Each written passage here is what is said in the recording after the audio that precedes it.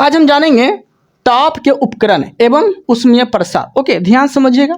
Okay, देखिए, समान thermometer और डॉक्टरी थर्मामीटर का इस्तेमाल हम किस में करते हैं?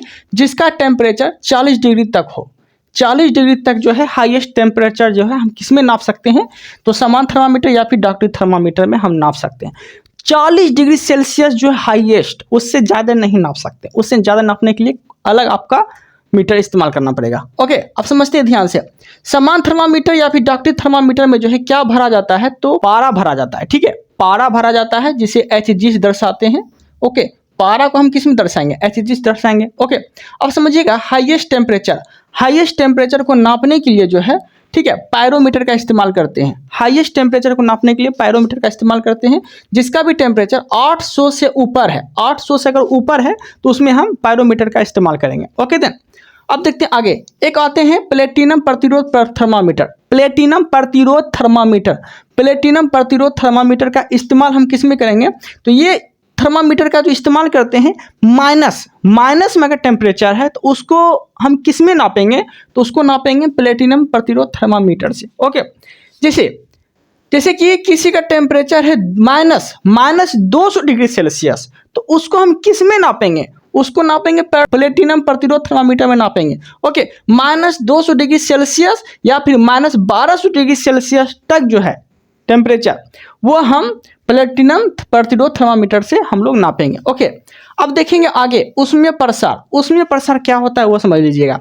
ओके, उष्मीय प्रसार का अर्थ ये हो गया, देखिए क्या बोला गया है, किसी वस्तु को गर्म करने पर लंबाई, चौड़ाई और आयतन में परिवर्तन हो जाए तो उस प्रसार को उष्मीय प्रसार बोलते हैं। ओके देन, क्या बोले? किसी वस्तु को गर्म करने पर लंबाई, चौड़ाई या फिर आयतन परिवर्तित हो जाए, उसे बोलते हैं उष्मीय प्रसार। ओके, मतलब गर्माने के बाद कोई भी चीज़ फैल जाता है ना, कोई भी चीज़ फैल जाता है, स्वाभाविक बात है। अब देखते हैं आगे। देखिएगा, किसी वस्तु को गर्म करने पर उसके लंबाई में अगर परिवर्तन हो जाए तो उस परिवर्तन को हम लोग क्या बोलेंगे? रेखीय प्रसार। क्या बोलेंगे? रेखीय प्रसार। ओके, इसे हम ऐसे ही बोल सकते हैं, रेखीय प्रसार गुणांक। ठीक है, रेखीय प्रसार बोलिए, फिर रेखीय प्रसार गुणांक बोलेंगे। अगर लंबाई में परिवर्तन हो रहा है तो रेखीय प्रसार हो गया वो। ओके, अब देखिए, रेखीय प्रसार को हम लोग दर्शाते हैं अल्फा से। क्या दर्शाते हैं? अल्फा से दर्शाते हैं, अल्फा से डिनोट किया जाता है। ओके, अब देखते हैं क्षेत्रीय प्रसार का अर्थ ये हो गया क्षेत्रफल में प्रसार होने की घटना को कहलाता है क्षेत्रीय प्रसार। क्षेत्रफल में प्रसार होने की घटना क्या कहलाती है? क्षेत्रीय प्रसार कहलाती है। और इसको जो है बीटा से डिनोट किया जाता है। ओके, अब देखते हैं आगे देखते हैं आयतन में होने वाला प्रसार को किससे डिनोट किया जाता है? तो डिनोट किया जाता है गामा से। ठीक है, गामा से डिनोट किया जाता है। मतलब कि आयतन में होने वाले प्रसार को आयतन प्रसार, ओके, लंबाई में होने वाला प्रसार को रेखीय प्रसार, ओके, क्षेत्रफल में होने वाला प्रसार को क्षेत्रीय प्रसार। ओके, अब समझते हैं, रेखीय प्रसार को अल्फा से डिनोट करते थे, क्षेत्रीय प्रसार को बीटा से, आयतन प्रसार को गामा से डिनोट किया जाता था। ओके, अब इसका अनुपात देख लेते हैं। तो समझिएगा, सबसे कम प्रसार किस में होगा? अल्फा में, फिर बीटा में, फिर सबसे ज़्यादा गामा में। ठीक है, तो 1:2:3 जो है इसका अनुपात में दिया गया है, आप देख लीजिएगा। ओके, अब समझिएगा ध्यान से, एक प्रसार की घटना समझ लीजिएगा। जैसे कि क्वेश्चन दिया रहेगा कि रेल के पटरियों के बीच जो गैप छोड़ा जाता है, ये क्यों छोड़ा जाता है?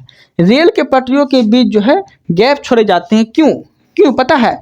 ताकि उसमें प्रसार ना हो जाए। होता क्या है, गर्मियों के दिनों में क्या होता है, अगर उसमें उष्मा पड़ेगी, टेम्परेचर पड़ेगा, ठीक है, तो पिघल जाएगा, पटरी क्या होगा? पिघल जाएगा। और वही अगर पिघल जाएगा तो फिर क्या हो जाएगा? कमज़ोर पड़ जाएगा, ढीला पड़ जाएगा, पटरी टूट सकती है। इसलिए जो है बीच में गैप दिया जाता है, रेल के पटरियों के बीच में जो है गैप दिया जाता है, ताकि उसमें प्रसार होने की घटना से बच सके। ओके देन, यहाँ तक कोई दिक्कत नहीं है। आगे अब समझते हैं आगे, जल का असमान प्रसार समझिएगा ध्यान से। ओके, अब समझिएगा, जैसे कि ये हो गया घनत्व का सैंपल। देखिए कैसे होता है, घनत्व का सैंपल कुछ इस तरह से बनाया जाता है। ओके, समझिएगा, तो आपसे क्वेश्चन पूछेगा, पहले घनत्व देख लेंगे, फिर आयतन देखेंगे। ओके, तो घनत्व का जो है ये डायग्राम आपको याद रखना है। ये डायग्राम अगर आप याद रखते हैं तो उसके बाद क्या होगा, आप क्वेश्चन आएगा ना तो आप डायग्राम को याद करके आप क्वेश्चन बना सकते हैं। ओके, कैसे भी क्वेश्चन पूछ देगा तब बना देंगे।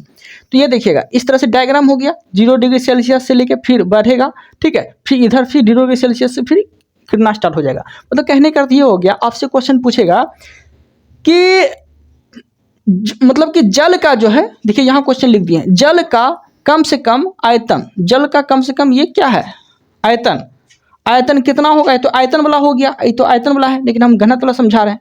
तो यहाँ लिख दिए हैं, जल का अधिकतम घनत्व कितना होता है, तो 4 डिग्री सेल्सियस होता है। जल का अधिकतम घनत्व कितना होता है, तो 4 डिग्री सेल्सियस होता है। कैसे, तो देखिए जब पानी को आप गर्म करते हैं 0 डिग्री सेल्सियस पे, तो 4 डिग्री सेल्सियस पे जो है ना वो अच्छा से उबलेगा, क्या होगा, बहुत अच्छा से उबलेगा। उसके बाद धीरे धीरे जो है ये डाउन होते जाएगा, धीरे धीरे ये डाउन होते जाएगा। तो वही क्वेश्चन पूछा गया है कि जल का अधिकतम घनत्व कितना होता है, तो 4 डिग्री सेल्सियस होता है।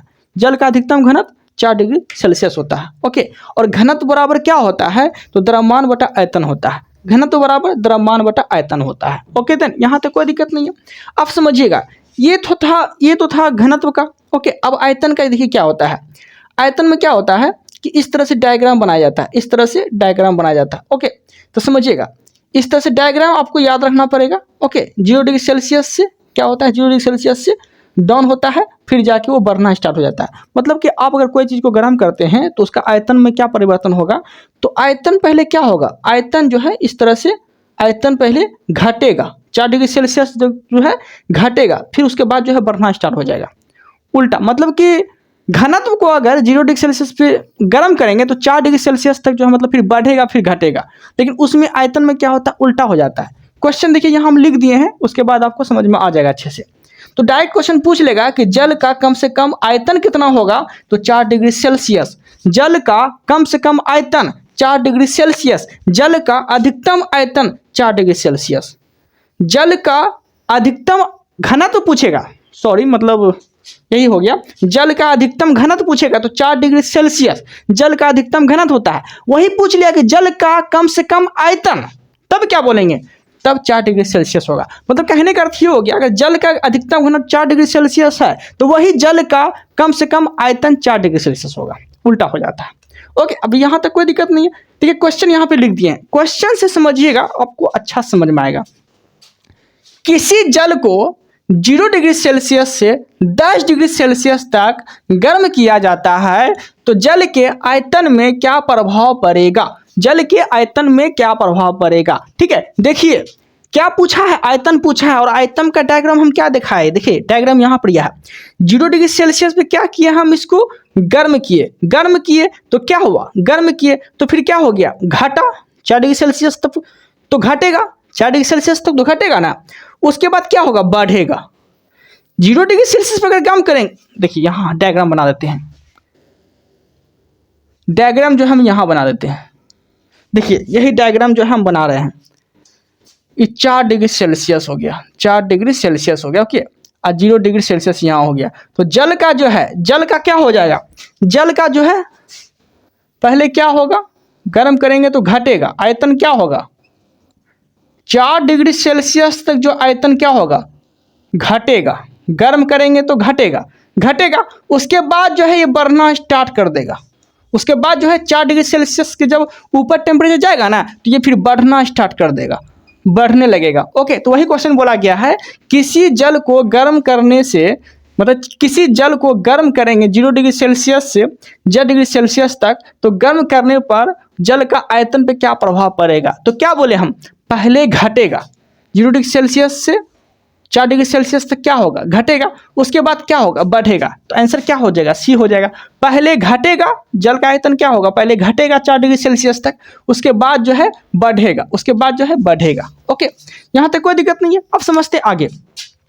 अब देखेंगे ऊष्मा का संचरण, ऊष्मा का संचरण विधि समझते हैं, जिसे इंग्लिश में बोलते हैं हीट ट्रांसमिशन। क्या बोलते हैं, हीट ट्रांसमिशन बोलते हैं। और ऊष्मा की संचरण की जो विधि होती है, ये 3 विधि होती है, 3 प्रकार की ये विधि होती है। ओके, याद रखिएगा। कौन कौन विधि होता है समझ लीजिएगा। एक होता है चालन विधि, एक होता है संवहन विधि, एक होता है विकिरण विधि। चालन, संवहन, विकिरण। ओके, चालन, संवहन, विकिरण। आप समझिएगा ध्यान से। चालन की जो घटना होगी केवल और केवल ठोस में होगी, केवल और केवल ठोस में होगी। संवहन की जो घटना होगी द्रव एवं गैस में होगी, संवहन की घटना द्रव और गैस में होगी। विकिरण की जो घटना होगी, ठीक है, विकिरण की जो घटना होगी जैसे कि सूर्य का प्रकाश हो गया, आग हो गया, ये सब विकिरण की घटना को दर्शाता है। ओके, अब समझिएगा ध्यान से। देखिए, चालन की घटना जो है केवल और केवल ठोस में हो सकती है। तो चालन समझिएगा कि मान लीजिए कोई वस्तु है, मान ले कोई वस्तु है, मान ले कोई गर्म वस्तु है, ठीक है, ये मान ले ठंडी वस्तु है, मान ले ठंडी वस्तु है, ये चिपका हुआ है, ये अगर चिपका हुआ है तो ये भी अगर चिपका हुआ है, देखिए इस तरह से दर्शाते हैं। ये वस्तु हो गया, फिर ये वस्तु हो गया, ये वस्तु हो गया, ये वस्तु हो गया। अब मात्र गर्म जो है ये वस्तु है, मात्र गर्म ये वस्तु है।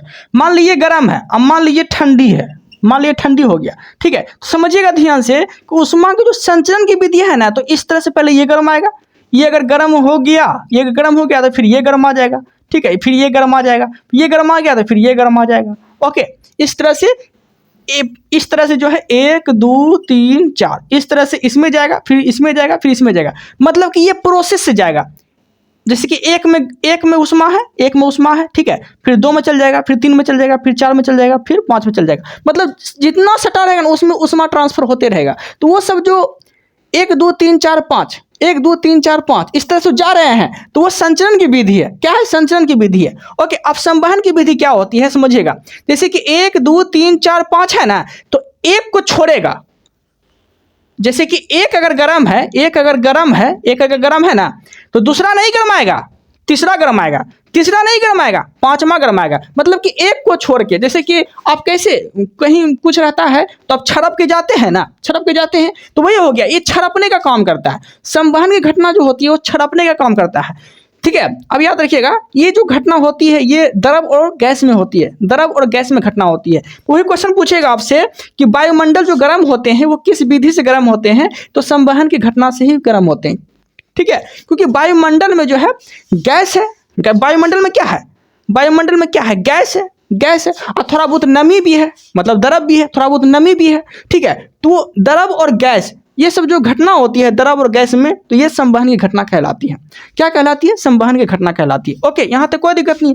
अब समझिएगा विकिरण। विकिरण की घटना क्या होती है? इसमें कोई माध्यम नहीं होता है, इसमें कोई माध्यम नहीं होता है। जैसे कि मान ले कोई एक गर्म है ना, मान ले कोई एक गर्म है, एक गर्म है, ये हो गया एक, मान ले कोई एक गर्म है, गर्म है, तो अब ये नहीं गर्म आएगा, डायरेक्ट हचाक दुकुड़ ये गर्म आ जाएगा 5। जैसे मुझे एक को गर्माना है, मतलब जैसे कि मुझे तुरंत आग लगा, मतलब कहने का अर्थ ये हो गया कि जैसे एक गर्माया है ना, तो डायरेक्ट ट्रांसफर हो जाएगा, मतलब डायरेक्ट। मतलब कि विकिरण की जो घटना होती है इसमें कोई माध्यम की जरूरत नहीं होती है कि पहले एक में है फिर दूसरा में जाएंगे, फिर तीसरा में जाएंगे, फिर चौथा में जाएंगे, ऐसा नहीं, डायरेक्ट छलांग मार देगा वो। तो वही माध्यम, इसमें कोई माध्यम की जरूरत नहीं पड़ती है। जैसे सूर्य का प्रकाश, सूर्य का प्रकाश, आग लगा हुआ है कहीं पे, ठंडी के दिनों में देखते हैं कि सबसे तेज विधि जो होती है वो विकिरण की होती है। जैसे देखते हैं हाथ का सेकना और हाथ का गरमा जाना, ठीक है, ये किस घटना का उदाहरण है? तो ये विकिरण की घटना का उदाहरण है। जल्दी से हाथ एकदम सेक लेते हैं आप, ठीक है, तो सब किसकी घटना है? तो विकिरण की घटना है, जिसे बोलते हैं रेडिएशन। ओके, और यही पूछेगा आपसे कि उष्मा की सबसे तेज विधि, उष्मा की सबसे तेज विधि कौन सी है? तो यही विकिरण विधि है। उष्मा की सबसे तेज विधि कौन सी है? तो विकिरण विधि है। उष्मा की सबसे संचरण विधि तो विकिरण विधि। ओके, यहाँ तक कोई दिक्कत नहीं है। इस वीडियो में इतना ही रखते हैं। अगर आपको टॉपिक पसंद आ रहा है तो चैनल को सब्सक्राइब कर लीजिएगा ताकि आने वाले टॉपिक जो आप लोग को मिल सके। ओके देन, इस वीडियो में इतना ही रखते हैं। Thank you, thanks for watching.